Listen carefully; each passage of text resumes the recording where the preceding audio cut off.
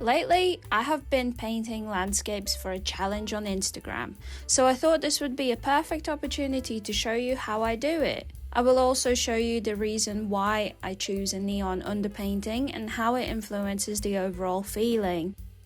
I will walk you through step by step and you are welcome to follow along.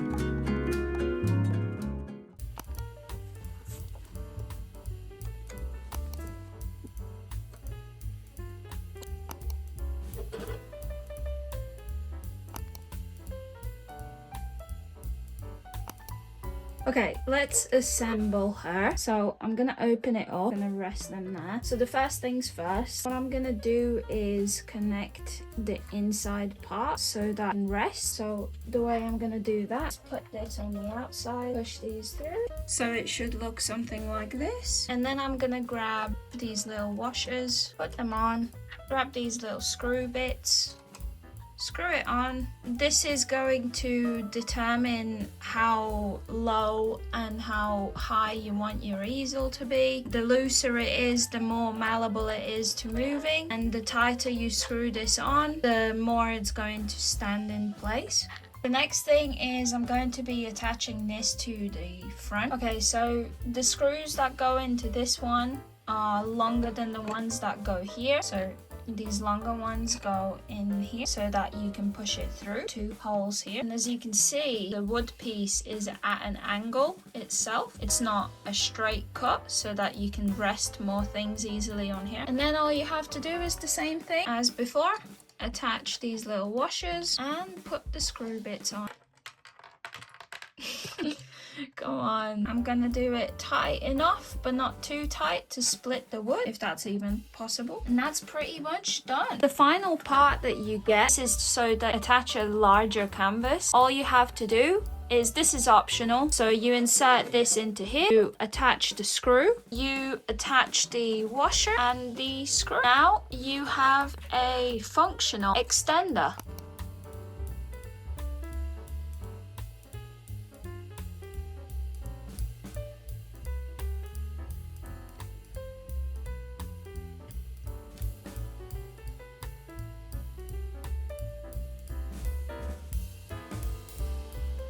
So the inside is adjustable as well. You can reorganize these as however you like. You can have them in, you can have just one in, you can have both in. You don't have to have this, you can turn them around so that it's here instead. It's very customizable. I do kind of wish there was more maybe options to maybe have more slots, but this is perfect if you're taking this on the go like I plan to in the summer. I'm gonna put brushes in here so I can fit my little gouache palette, my watercolor palette, fit a bunch of different brushes that I know they're not gonna get squashed. There's plenty of space to add pencil, to add markers, to add anything you want. You can drop in a bunch of colors, bunch of tubes of paint. You can reorganize this however you want. This is great. Best part about this as well, you can add your sketchbook and your palette, and you can close it with no problems and take it with, because there is plenty of space. You can add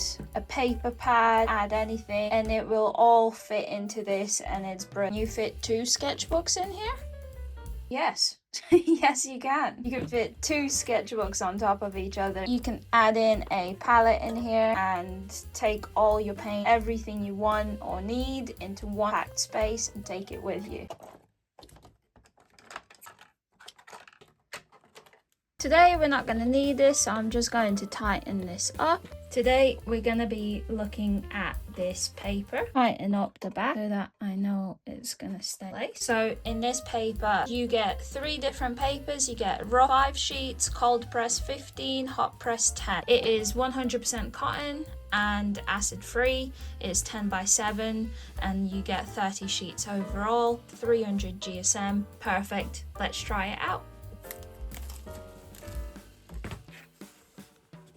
Okay, so I wasn't sure how to distinguish between the different papers because it's all stuck on the sides. So what I did was I detached the sheets where the color paper is. As you can see, there's a little indent of color, and so I detached it there. and I'm gonna do the same for this one. This side has the opening, so I'm gonna detach it here.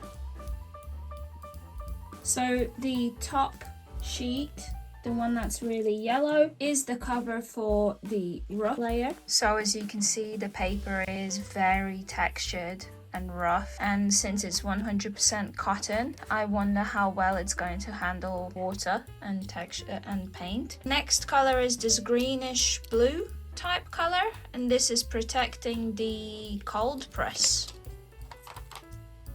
The cold press is less textured, so still very much full of texture, but less than the rough. And then the third paper is being protected by this red pinky sheet, which is the hot press. And as you can see, this paper hardly has any texture, and for me personally, this paper is the one that I'm most excited to try. But today, since I've never tried rough watercolor paper, I'm gonna try this one just for science.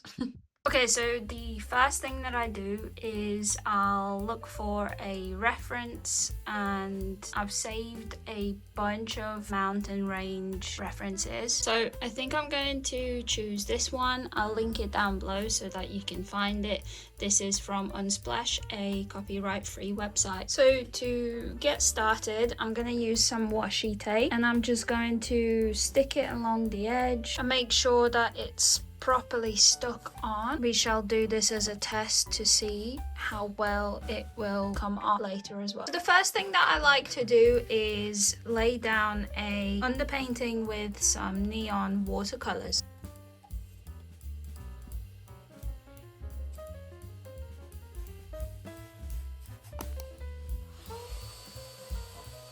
For this painting, I'm going to be using my gouache. I pulled them all out so that I could use them because they don't currently fit in my current setup. I'm also going to be using this palette with existing paint on it, and the existing paint on there is more of the Holbein gouache, the Idori. You can see me test these out in the video up here, and yeah, I'm going to be using some of these colors from this set. I'm also going to be primarily using the Prussian blue for all of the colors. This is the brush that I'm going to be using mostly. It is a flat swed brush, and I really enjoy the textures that you can create. The way I'm going to start is by mixing this very loose, very watery Prussian blue and white together, and then I'm gonna start with the very back mountains. So I'm picturing, so you can do a sketch or you can just freehand it. I like to freehand it because then it turns out differently every time. I'm not too bothered about copying the reference 100%. So I just kind of like eyeball where the sky ends, where the first mountain, the second, third, fourth, and then basically like layer it. So I'm gonna start off in the background here, and I'm just gonna use the brush and draw some shapes. So these are the very back mountains there. Now I'm gonna add some more blue, and I'm gonna use this blue for the next set of mountains, which come down here, and then I just drag the brush. I'm not looking for anything too specific, and then there's some areas I'll like to leave some of the background peeking through, but yeah, the next set of mountains come up way higher, and then you can kind of like end it off there. And then I kind of like leaving some areas a bit more see-through, a bit more watery than others. Some areas still peeking through with the background, with the underpainting. Kind of blend it out slightly, creating some more texture. Doesn't really matter because you're going to be going over the top with an even darker mountain. So now I'm going to go in with this set mountain here, create some of these kind of textures. I'm also going to pick up some of the lighter blue and draw that mountain in here. Now I'm using the Prussian blue, and I'm going to mix it in with some white, some of like leftover paint from the lighter blues, and I'm just gonna mix it up, making it slightly misty. Also, another thing you can do is mixing in some green to kind of mute the blueness of it and make it a bit more earthy. I'm gonna go ahead and dry this first Okay, now that it's dry, I'm gonna go in with the darkest mountain. I'm just gonna overlap it here. There's like a more straighter edge there. There's like this mountain here, and then I'm just kind of building the shape here. Sometimes you can't fit the whole image into one space, which is perfectly fine. I don't, like I mentioned, I don't really worry too much about it. I just kind of try add as much as I can or as little as I can. I don't focus too much. And then I'm gonna just kind of watering it down a little bit so that I can see some of the background peeking through, leaving some areas just random here. And there's like a cutoff point where the green's gonna come in after, and then I'm gonna leave the mountain kind of at this stage here, because watering it down a little bit and then kind of blending it out here just so that I can build off of it after. I'm also gonna pick up some straight up Prussian blue, watering it down slightly. I'm just gonna bring in some darkness using the brush and the shapes, trying to bring in some textures and some things that kind of bring your eye to it. And this mountain here is a little bit too bulbous looking, so I'm gonna add some more texture to it. Kind of like, I'm guessing you could see the trees and stuff here in the background, kind of. So I'm just bringing some more. I'm gonna bring in a slightly lighter blue and just kind of corner off this mountain, and then I'm gonna dry it off again. Now I'm gonna go in with this brown green mixed in with gray, and it's this like very desaturated kind of green gray now. And I'm gonna go in where the cliffs come down. I might lighten it up even more, adding some white to this, and now it's slightly lighter, so I'm just gonna go in with that. This is a little bit thicker now, thicker consistency, it's less watery, and I'm just gonna bring in some shade. Again, trying to leave some areas a little bit more exposed from the underpainting. I might water this up slightly, this side, so that the orange kind of peeks through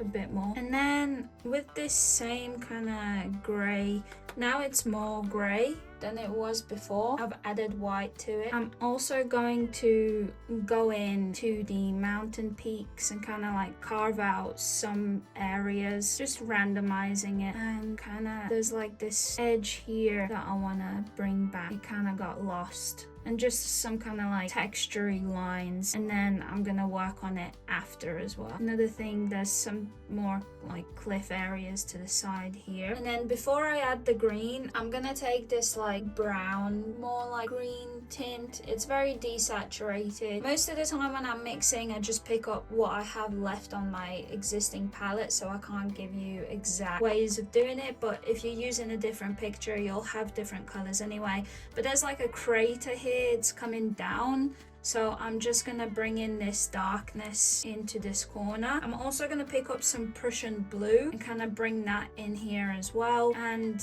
just very randomly just gonna interpret the shape here, bringing in some more of that Prussian blue so that I can kind of do some more textures here. Again, you see how I'm leaving the underpainting to peek through. There's also another area down here, so I'm just going to bring in some lines and some textures here, and another one here in the corner to kind of signify the rocks. I'm gonna add in some textures. So for the greens, I'm gonna start off with this one, the seedling from Holbein, and I'm gonna be using it very watered down, but not too much like watercolor. This is a little bit thicker consistency. I love this consistency. This still allows the underpaint to peek through, and I'm gonna still use the same brush and basically kind of see where it starts and carve out some more shapes. Pick up that green escaping there, dab it off with some tissue, and then I'm gonna keep carving, kind of leave some of the edge of the underpainting still peeking through. So I'm gonna spread the brush and kind of bring it back in, and then I'm gonna bring some more from this side, leave it at an angle, maybe even bring in some more. There's like this edge that we can't really see, and then there's some more green color coming here. Mess around with it, bringing it kind of all over creating maybe some more of these edges, and there's some green coming down where this like crater side is, and then down here as well. Sometimes you can overlap it as well over the dark colors and the dark will still come through, so it kind of like, without blending it, you can kind of create these areas. And then with a little bit thicker paint now, I'm bringing in to the front. I like to do this motion to like kind of create these jaggedy edges around the areas. Now with thicker paint, I'm gonna carve this edge again and then bring in some more green into here, going over some of the areas that are a little bit too thin, just so that there's like a balance between more transparent and slightly less transparent, more opaque. Now, while the grass bits are drying, we can return back to the sky. And I feel like every time you go through this kind of method that I do, you get to this stage and it's looking like what's going on, but once you put the sky back in, it kind of solidifies it straight away. And the reason why I leave the sky for last is because I like leaving a edge around the mountain, which you'll see in a second. I'm gonna go in with this blue for the top of the sky, like so. Very transparent, leaving kind of like a, you can see it's spread out this side so that there's still some of the lightness peeking through. I'm gonna pick up some white, and now I'm gonna kind of blend this blue out with this white, not mixing too much because I love creating like a pattern in the sky, and having the canvas upright as well creates this like drip down effect in the layers, which I kind of really enjoy. And then around the mountain itself, I'm just using the edge of the brush and I'm kind of leaving an area through, as you can see, bringing in some more, so kind of like this. And then you can go over it a couple of more times once it's dry to kind of bring the saturation of the colors that you've chosen to go on, because with a underpainting that's very bright, you lose some saturation in the pigment of the paint. And then when you just, because I'm using gouache, I can always bring in the saturation. Okay, so I gave it another quick dry, and I'm gonna go over it again. This time I'm bringing in straight white into the bottom, and as you can see, it's gonna layer and be way more bright now. Sometimes when the paint is still wet, it'll be perceived slightly differently than when it's dry, and you need to just see a balance. Basically, you need to see if you can create some sort of a balance. So this time I'm going in a bit thicker than the first time, and this also helps with the opacity. You can definitely do this whole painting more thicker paint, but then you risk losing all of the underpainting, and I love keeping the underpainting in, so that is the reason why I like to work with a slightly watered down gouache. So you could definitely stop here and leave it as very abstract landscape painting, but I like to take it a step further, so I'm going to show you how. I'm going to focus on these back mountains here. I've picked up paint that is way more thick than thin, and I'm just going to do some carving in the background. I'm going to mix it in with a darker blue, and I'm just going to bring in some more like texture in the back here, and also mystify the mountains. And then there is some more mountains back here, and I'm just going to bring those in as well. These are a little bit more grey than blue, so be wary of your values. So now I'm going in with an even darker blue, and I'm just going to carve this one again. I've got some of these tones already mixed into my brush because I don't really rinse my brush in between these rounds, and I kind of love letting the colors play themselves, bringing in some more text, and I'm happy with that. And then now I'm going to be using this color here, and as you can see, it's thicker than just plain watered down. It's thicker than watercolor, but it's like the perfect consistency, and this is kind of like the consistency that I'll use for the layer that I'm going over the whole piece now. So I'm going to be going back into the mountains, and I'm gonna be bringing in and carving the shapes back. And as you can see, the way that I move my brush, it's kind of like this up and down motion, and that's kind of like what I do. Bringing in a darker color, I'm gonna go in the back of here and kind of create this depth effect. Same as here, they're kind of blending into the previous color, so I'm just gonna go over it again with a darker blue. I'm gonna keep going, but I'll show you, because the bottoms of the mountains is lighter than the top peaks, so I'm gonna show you what I'm gonna do after this. There's some textures coming through, so I'm gonna try using this brush and kind of like swoop down like this, maybe with a very dry like darker color here. I'm not creating these little edges, these ridges. I'll do that here as well. There is an area on this side where there's some light coming through, so I'm just gonna add some of this lighter blue again and create some of these edges. And then I'm gonna bring in some more light blue with white, and I'm just gonna kind of bring this edge here, and I'm gonna carve these mountains instead of the other way around, because there's like a mist going up, and then after this I'm gonna bring it upwards to blend it out. As you can see, my brush is very dry. I'm just gonna do that here as well, kind of overlapping slightly, but also trying to create this misty effect in the background. I'm not too worried about being too precise. If some areas get covered, then they get covered. I'm not too worried about it. I can always add them back in.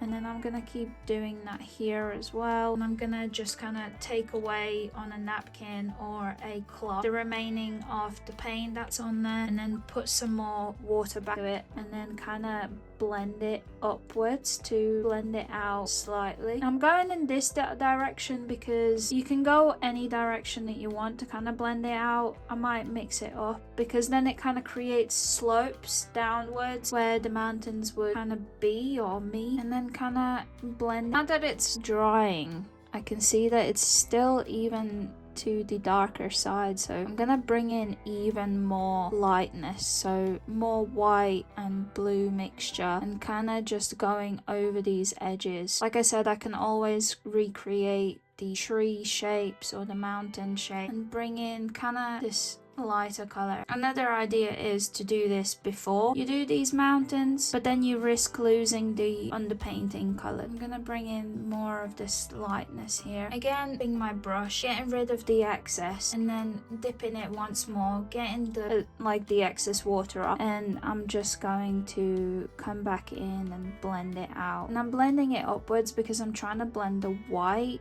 and not the other color. I'm now going to be bringing in this smaller, a generic brand. It's just a squared brush, and I really enjoy using these slightly dry and allowing the bristles to create texture. So I'm now going to be focusing on the blue mountains. I'm going to bring in some Prussian blue and mix it with some grey, slightly on the drier side. And now I'm going to go into these mountains here, bring in slight edges back, and I'm going kind of not over the whole thing, but trying to create these so that the colors still can shine through. I might bring in some of this really light blue for some of the areas, especially lower to the bottom of the mountain. I'm gonna do this, kind of show the ridges and like the peaks of the mountains, I suppose, as well as kind of bringing down to create some texture. I'm gonna put some greenish color as well, and I bring that into the distance. Now we're getting a little bit more detailed, I suppose, because it's like coming closer to us. Gonna add slightly more lighter blue, maybe too light. That back in. Happy little accidents, like Bob Ross says, so I like that. It's in the background. I'm gonna bring in some lighter blue again and mix that back in, and then I'm gonna create this little mountain here at the back. I'm holding the brush at an angle because it's easier for me to understand where I'm putting. I'm also gonna come back in with a dark blue, very dry dark blue, gonna carve over the top and allowing the bristles to do most of the work. Again, I'm gonna use that same color here. There's like this mountain side here. I'm just gonna bring some of this color in the edge. So now I'm gonna go in with this Prussian blue mixed in with some grey and some of this like pale green, and I'm just gonna go over some of the top of the mountain here and kind of carve out some of these areas, darken them up, lighten them up as I need, kind of bringing in the shape back from when we covered it. Some areas will be a bit more straight than others. This is a smaller brush, so you can kind of be a little bit more precise. So I'm gonna create these little dips that you can see in the distance. Gonna darken it a little bit, and then I'm just going to create this peak here. You can see the brush separates, the bristles separate here, and I use that to my advantage to create these shapes and texture. So I'm gonna keep bringing it up like it is in the picture, kind of peaks, and then I'm just gonna start bringing it down. I'm gonna darken it up slightly. I feel like it's getting lost a little bit. So what I mean by darkening it is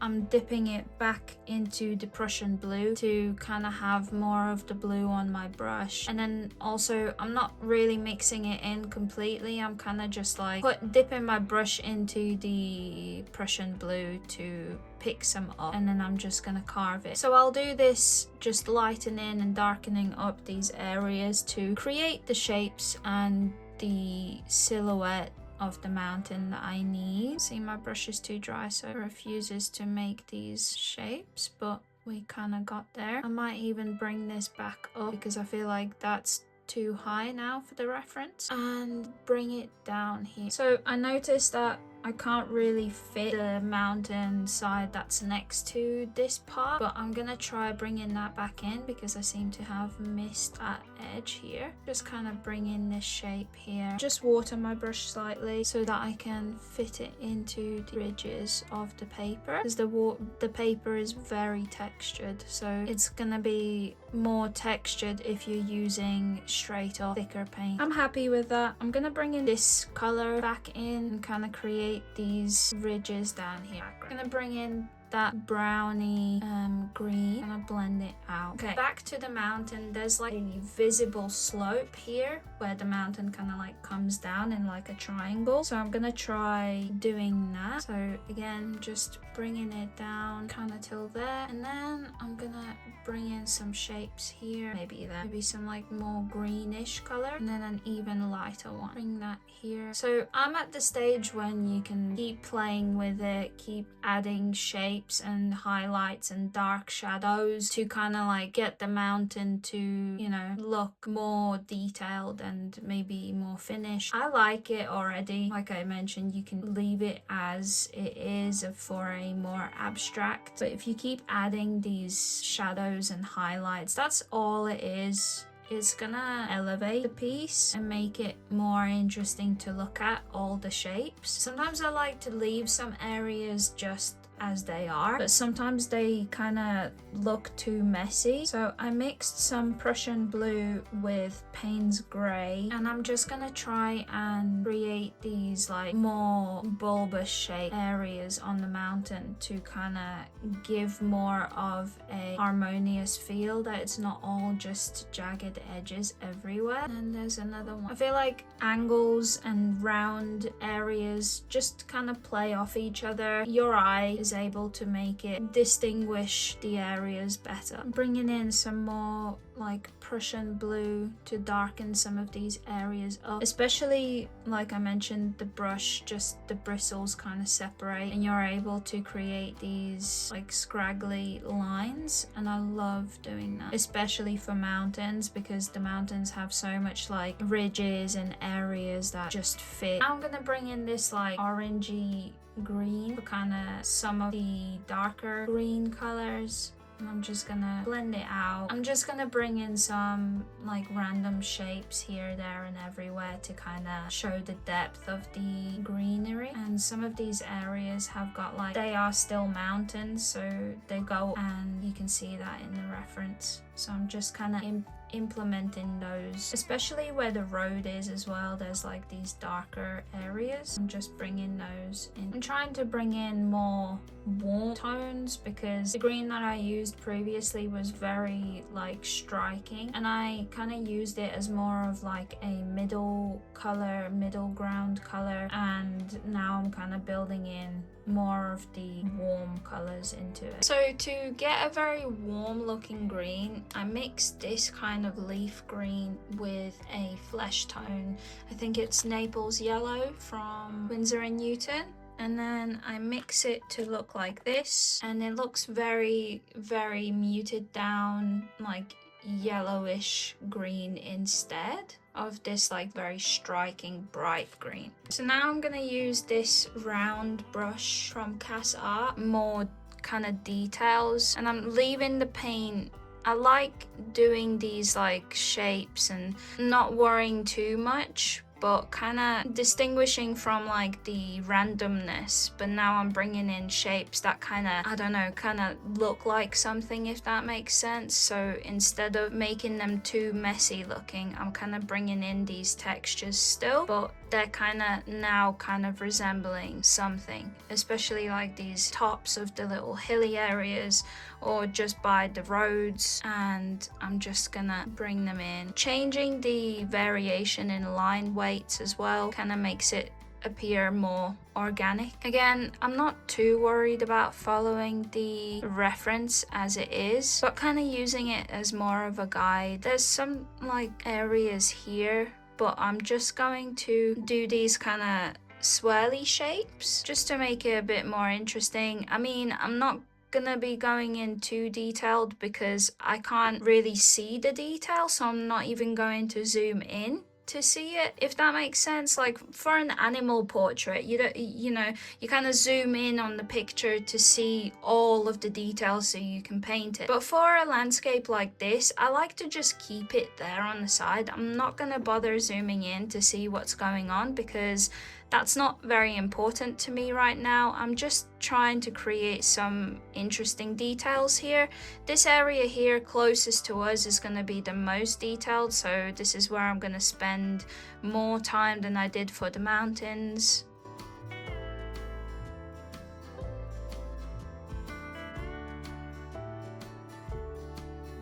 Now I've added more Naples yellow into the mix because I'm gonna try getting a bit more of the path shapes here. There's a path that comes down here on this side. There's more of like something going on there, so I'm gonna highlight it. You can see there's a path coming down here, so this whole like area here, I'm gonna just highlight here, and then I'm gonna kind of bring it around and then highlight some areas, not everything, so that there is kind of like an indent but not too much. And then here it kind of separates and it keeps going, but then there's also where the path is starting to come down here, so I'm just gonna very, very roughly dent this in. Pretty much where I've left that pink to shine through is where the road is. I'm gonna take a guess it's like quite a large road. To us it kind of looks like a path because it's so far away. Go over some areas that are lacking paint. So I mixed in some burnt umber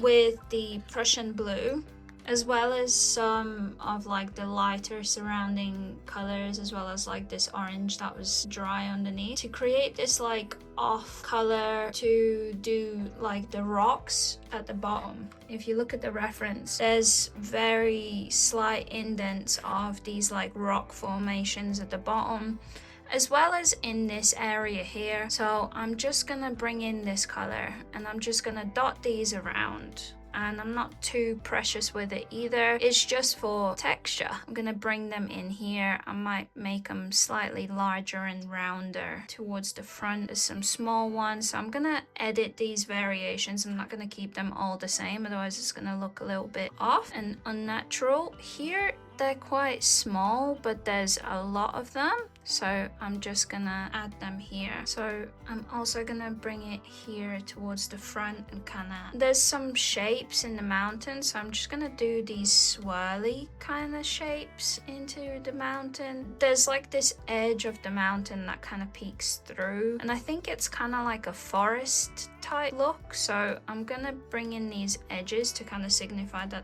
those could be trees. I'm gonna do the same here. Again, I'm not zooming in, I'm just kind of working with what I can see from afar. I'm gonna bring in more Prussian blue towards the front because it's slightly darker. So I'm gonna do these like swirly shapes, and then I'm gonna do more of these patterns. I'm gonna do the same here. I'm gonna go around like the green shapes that I made. I'm gonna do this here, these kind of patterns, because they kind of do resemble trees in the foreground, but again, I think they look pretty just like lines, because I feel like if you start looking into too much detail, then you're gonna start over complicating it. Just paint what you see from afar. My reference is quite far away. It's like a good meter distance from my face, and I like it. I like the distance it creates. My brain has to work into like letting me know what it sees, basically, like what my eyes see.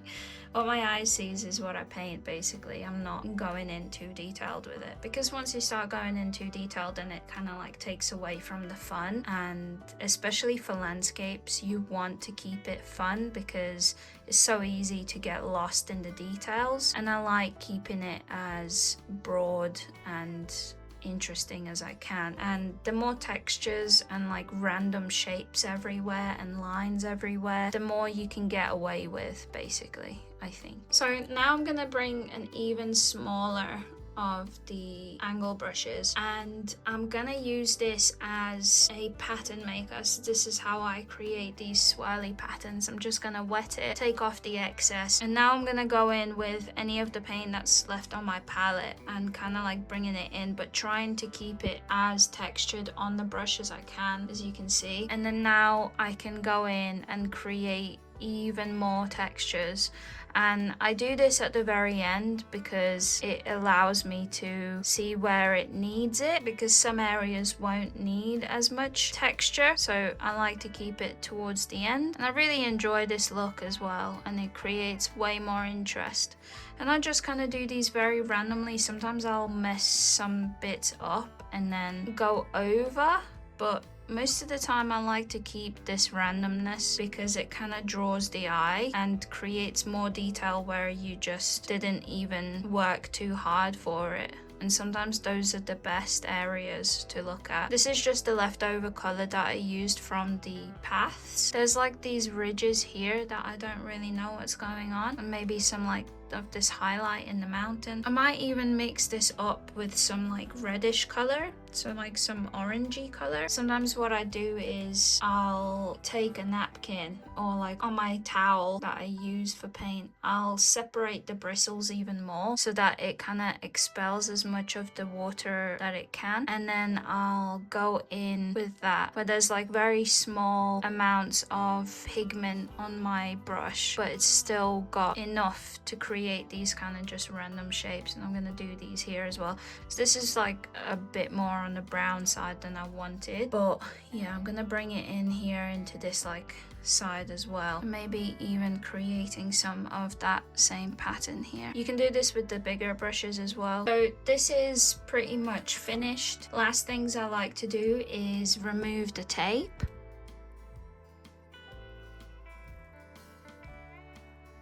And on this thicker style rigid paper, this washi tape is coming off with ease. Like there is no paper tearing at all. That's because the paper is a lot more hard than very soft like hot pressed paper. That might be also why. So like I mentioned, you can leave this here as it is, but for me it does need a bit more texture. I'll bring in pencils and the Caran d'Ache crayons. So for landscapes and most of the things that I do, my go-to crayons that I use are these. It's the very light blue. It is white and this indigo blue. Because for landscapes, the darkest is blue, usually what I do. And then the lightest, these two that I'll use, depending what color the background, the underpainting is, I'll then kind of influence what colors I want for the rest of it. Sometimes when things are getting lost in the overall picture, I might want to lighten things up or darken things, or also just outline with a fun color. Sometimes I'll use a pink. I like using this pink. I also like using a more like light green, and my favorite is to use this like aqua color. I love using like a turquoisey color for outlines. I'll also use a very light blue, for highlights. Okay, so I'm gonna use this aqua color and I'm gonna bring it into the mountain, like the main mountain that's the darkest, and I'm just basically going to outline it. I'll leave some areas blank and then I'm gonna bring it into the front as well. And then what I'm also gonna do is I'm gonna bring in this Caran d'Ache, the blue one, and kind of create these patterns here. Not too much, not everywhere, just in some areas. Variation in lines and different like areas to kind of bring in more interest. Like, if you didn't know, I really love texture. I don't know if I mentioned that already, but I love creating this like texture in the paintings that I do. I'll also bring it into the mountains as like more lightness, and I might even bring in some white as well. Just gives it more movement. And then for the grassy bits, I'm gonna leave the blues behind and I'm gonna come in with this yellow and I'm gonna carve this edge here. I feel like it's just getting lost a little bit. It looks like a very sunny day in the reference, so I'm just kind of trying to portray that a bit more. And with this, you can create this texture that, you know, it gives you even more detail that you don't really have to work for. As you've probably realized, I'm a slightly lazy artist and I like using the tools that I have to my advantage and without having to worry too much about the details. And then I think I'm gonna add some of this dark back into these bulbous shapes. I feel like they're kind of standing out too much now. Just gonna texture in a bit more, maybe even bringing it out slightly, bring in some more darkness up here as well and down here as well. Might even do a few lines here for the trees just to give them another like dimension of color. So these crayons that I have personally, these are aquarelle, which means that they are water soluble and kind of blend out some of the areas that you think you might have overdone it a little bit. And that sometimes happens if you haven't stepped away from the painting in a while and you've been sitting here staring at it trying to finish it, which definitely I relate to. Only thing is that it's hard to go back over it with gouache because I feel like it goes a little bit waxy after adding the water over the top of these Caran d'Ache, and I'm gonna do the same here as well. So this is the aftermath and the setup that I used for this gorgeous easel, and it is wonderful because you can adjust it completely, and yeah, it has been a pleasure.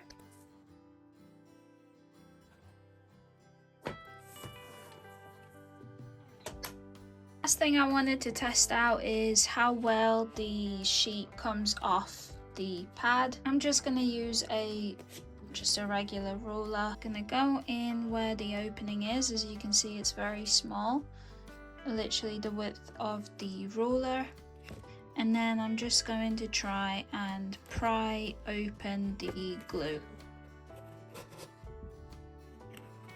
It took a little bit of strength, but it comes off pretty nicely. There is no rips or anything on the page itself.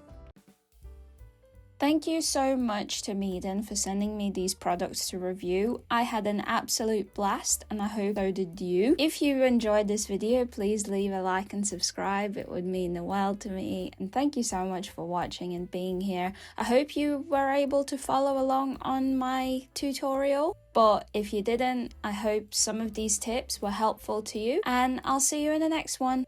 Bye.